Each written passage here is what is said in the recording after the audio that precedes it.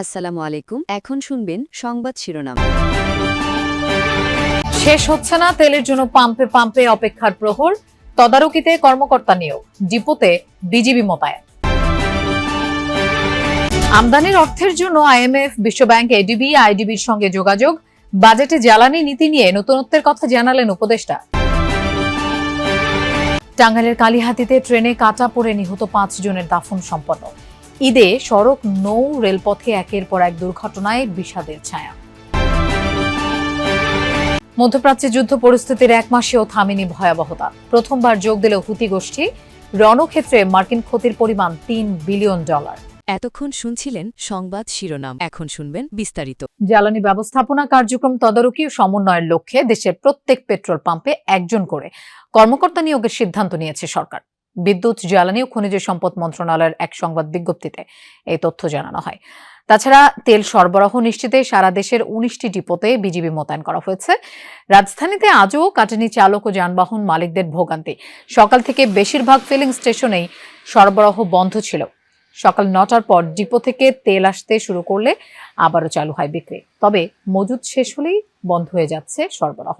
প্রায় সব পাম্পেই দীর্ঘ লাইন, কোথাও ঘন্টার পর ঘন্টা অপেক্ষা করতে হচ্ছে। অবশ্য পাম্প মালিক ও কর্মচারীদের অভিযোগ, অনেক যানবাহনে পর্যাপ্ত জ্বালানি থাকা সত্ত্বেও চালকরা লাইনে দাঁড়িয়ে আছেন। কৃত্রিম সংকট রোধে দেশের বিভিন্ন স্থানে মজুতদারদের বিরুদ্ধে অভিযান চালাচ্ছে প্রশাসন।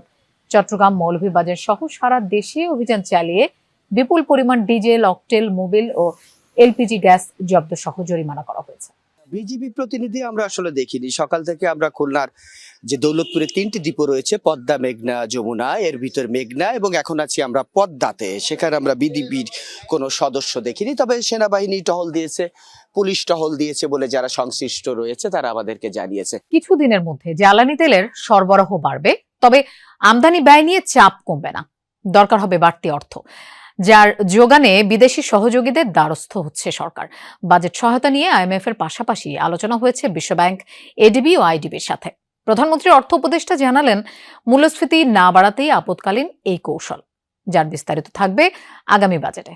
নতুনত্ব আসবে জ্বালানি নীতি নিয়েও। জ্বালানি তেলের জন্য এমন অপেক্ষা এখন প্রতিদিনের দৃশ্য। পেট্রোল পাম্পের সামনে মোটর গাড়ির দীর্ঘ সারি, মূল চাহিদা ডিজেলের। পাশেই নিজস্ব গাড়ি আর বাইকের অকটেন মিলবে কিনা তা অনিশ্চিত। তাই তেলের ট্যাঙ্কার দেখলেই হুমড়ি খেয়ে খোঁজ নিচ্ছেন চালকরা। বাংলাদেশের জীবন যেন অকটেন আর ডিজেলের মাঝখানে আটকে গেছে। মধ্যপ্রাচ্যে যুদ্ধ আরো লম্বা হোক কিংবা থেমে যাক, জ্বালানি তেল নিয়ে মাথা ব্যথা যে সহসাই থামছে না, এটি বেশ স্পষ্ট। এবং সেই তেলও যে বাড়তি দামে আমদানি করতে হতে পারে, সেই পূর্বাভাসও মিলছে নানা মহলে। এমন অবস্থায় এই অর্থের যোগান নিশ্চিত করতে বিদেশি সহযোগীদের কাছ থেকে প্রায় $2 বিলিয়ন অর্থ সহায়তা নিশ্চিত করতে কাজ করছে সরকার। 18 কোটি মানুষের বাংলাদেশে সিংহভাগ তেলই আমদানি নির্ভর। ক্রুড আর রিফাইন্ড ফুয়েল আমদানিতে বছরে খরচ হয় প্রায় $1000 কোটি।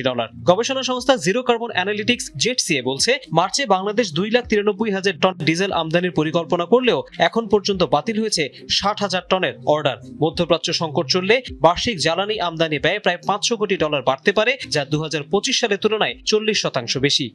টাঙ্গাইলের কালিহাতীতে ট্রেনে কাটা পড়ে নিহতদের জানাজা ও দাফন সম্পন্ন হয়েছে। বাদ-জোহর জানাজার পর গ্রামের বাড়ি গাইবান্ধার সাদুল্লাপুরের নিজ পাড়া এলাকায় পারিবারিক কবরস্থানে তাদের সমাহিত করা হয়। নিহতরা হলেন নার্গিস আক্তার, তার ছেলে নীরব, নার্গিসের বেআইন দোলা বেগম, সুলতান মাহমুদ এবং তার চাচাতো বোন রিফা রিসা।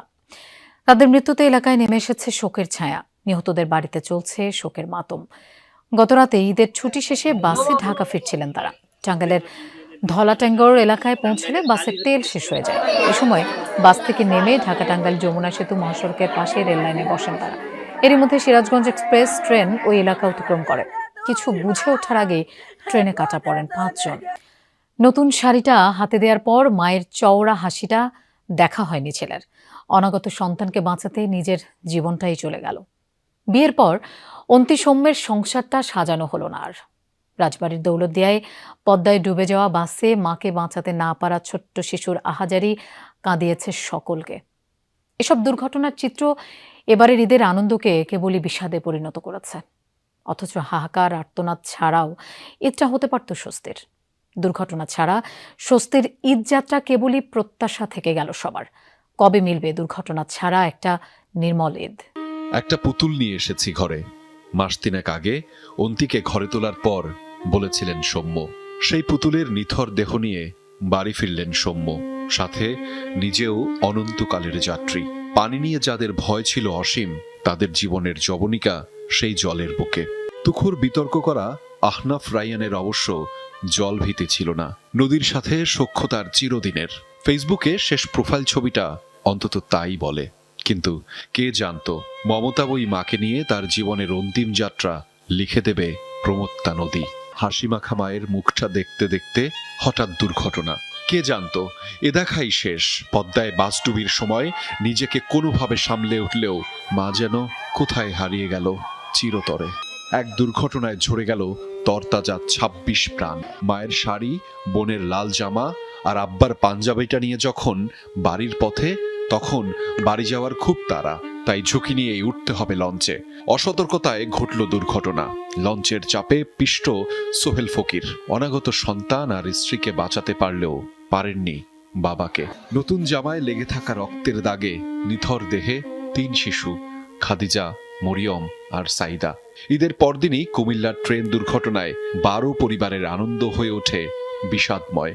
ওই দিনই সারা দেশে বিভিন্ন দুর্ঘটনায় মারা যায় অন্তত ২৩ জন। ঈদ শেষে কুমিল্লার বুড়িচংয়ে বাস প্রাইভেট কার সংঘর্ষে শেষ পুরো পরিবার। আব্দুল মমিন ও স্ত্রী ঝর্ণা বেগম সন্তানসহ পরিবারের ৪ জনই চলে যান না ফেরার দেশে। সাথে গাড়ি চালকও এখন কেবলই স্মৃতি। খরচের কথা চিন্তা করে প্রবাস থেকে দাঁতের চিকিৎসা করাতে ফিরেছিলেন দেশে। মোটরসাইকেল দুর্ঘটনায় সুনামগঞ্জের সেই প্রবাসী সাইদুল এখন বিষাদময় স্মৃতি। ট্রাক চাপা, মুখোমুখি সংঘর্ষ, নিয়ন্ত্রণ হারানো, বাস ট্রেন দুর্ঘটনা, বাস খাদে পড়ে যাওয়া, নদীতে পড়ে যাওয়া, ব্যাটারি চালিত কিংবা ইজি বাইকে বেপরোয়া চলাফেরা, কত কত দুর্ঘটনা। এবারের ঈদে ৯ দিনে প্রায় ৩০০ প্রাণের অকাল যাত্রা। ১ মাস পূর্ণ হলো মধ্যপ্রাচ্য যুদ্ধ পরিস্থিতির। কূটনৈতিক প্রচেষ্টার মধ্যেই ফ্রন্টে ফ্রন্টে চলছে হামলা পাল্টা হামলা।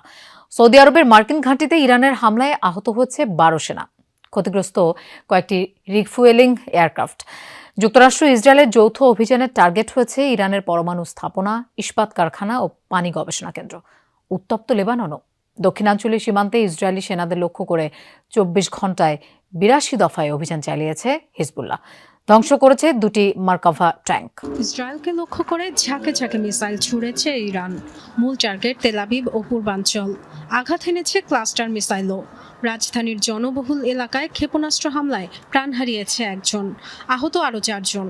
ক্ষতিগ্রস্ত একাধিক আবাসিক ভবন, দোকানপাট, রাস্তাঘাট। সৌদি আরবে যুক্তরাষ্ট্রের ঘাঁটি লক্ষ্য করে জোরদার হামলা চালিয়েছে ইরান। আহত কমপক্ষে ১২ মার্কিন সেনা।